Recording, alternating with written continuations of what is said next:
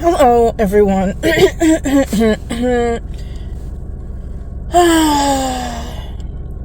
Today is my Monday, which is actually Tuesday, but because I'm on salon time, or on a salon week, time, day, whatever. So, I'm back at it again with sort of the same topic, but different.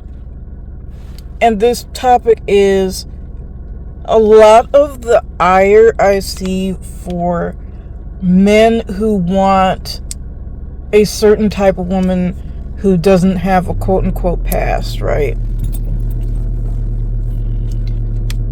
It mirrors the ire, and I'm just going to shut this off because that's annoying, that people in the black community have for men who will not date single mothers. And it's the same, you're not a real man, there's something flawed within you, you're selfish, you're full of pride, you think you're better than. It's shaming tactics. And when I see that, I see porn brought up a lot, pornography brought up, right? And that if you, for some reason, there is this belief, and I don't understand it from any standpoint, that having actual sex with an actual human being, Christians now want to equate to porn. When, if you know anything about porn, drug use, being on your iPhone or your phone, your smartphone, period. Video games, like drink, well, that's a drug, but you get the point. That's a dopamine hit, right? It's a fake way of getting a dopamine hit.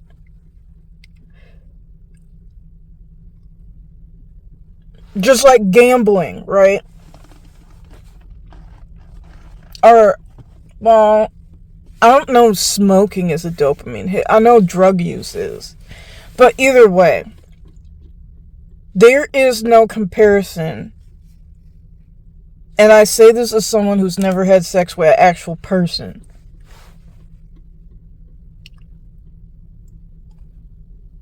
Sorry, there's something stuck in my teeth. I had chicken this morning. There's no comparison between actual sex and porn. Why? Because most of what they're doing in porn is fake. Sometimes they even will use a different person's body part, because say this guy's penis is bigger than the actual guy you're seeing. So we're in this close-up shot, it's not even the guy who you just saw in the film. Or, there's the woman's not even liking what's going on. You're not screaming and hollering over just this little bit of nothing that's going on, right? So, unless you are having a self-confession moment that in your marital bedroom you fake orgasms and real sex isn't even happening, that's the only way you could compare that to porn. Pornography is not the same as having actual sex. It's not. Am I saying you should watch it? No. Am I saying that it's good? No. Am I saying God doesn't care? No. And I want to say this as well, because this is just the man bashing section of Christianity, which they don't understand is really just misogyny. And I'm not talking about where men are actually being held accountable for, men who neglect their wives, men who are, you know, actually being misogynistic, actually doing things that are bad, are abusive, are abusing women and children, are abandoning their families, are actually lustful. I'm not talking about that. What I'm talking about is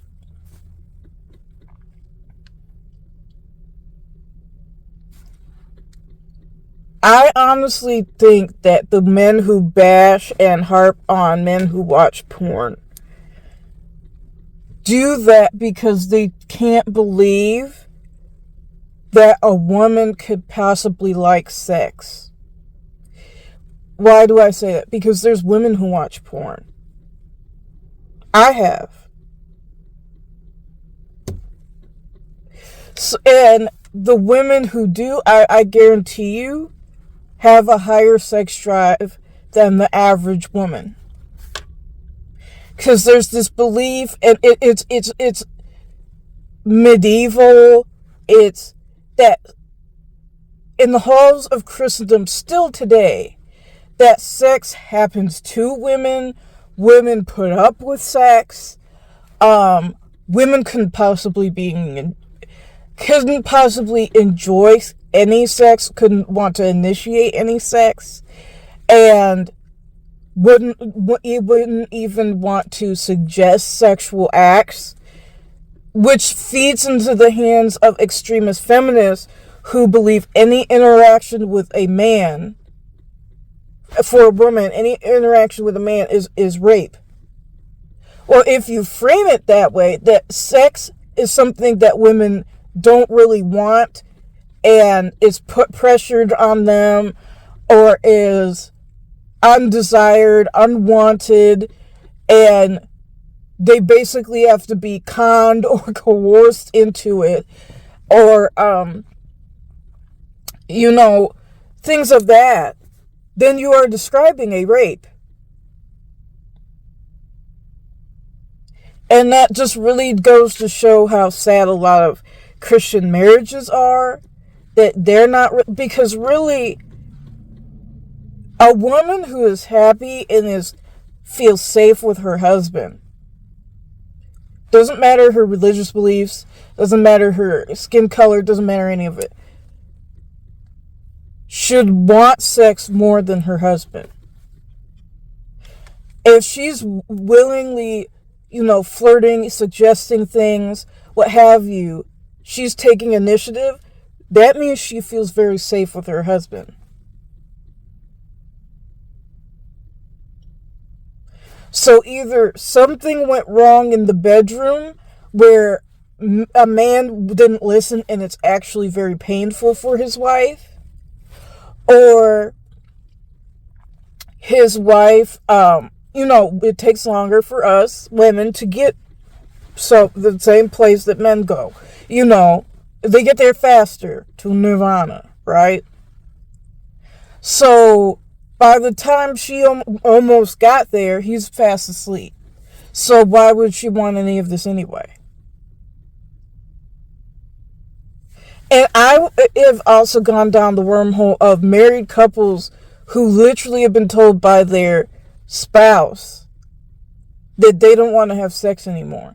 And these are not just women saying that, it's men saying that to their wives, which is a glaring red flag. I mean, it's a communist parade of, I'm seeing other women. And I do believe sex should be discussed before you get married. You should be engaged, you should be on your way to the altar, but it should be discussed before you are locked into a marriage. And when I say locked in, I don't mean that in a bad way. I see that in a very positive way. That now we're in the marital bed and we can't divorce. There's no grounds of divorcing because the sex life is bad. Like, that's not a biblical ground. So, I do think that should be discussed.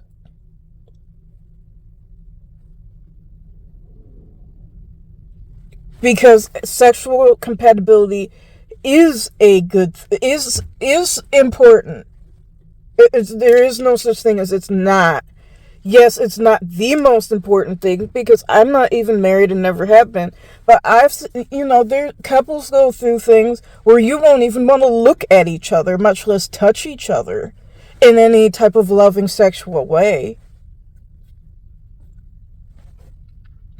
But if you're a I like sex once a month person, and this other person is, well, I would like it a couple times a week, that's not going to work. That's a recipe for adultery, and the people who have a higher sex drive are trashed in society.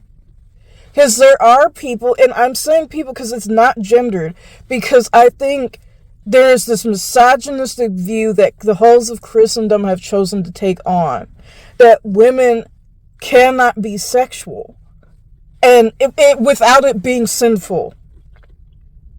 That, the wicked city woman, or the wicked Hollywood woman, or this wicked, prostitute, those are women who enjoy sex or want sex.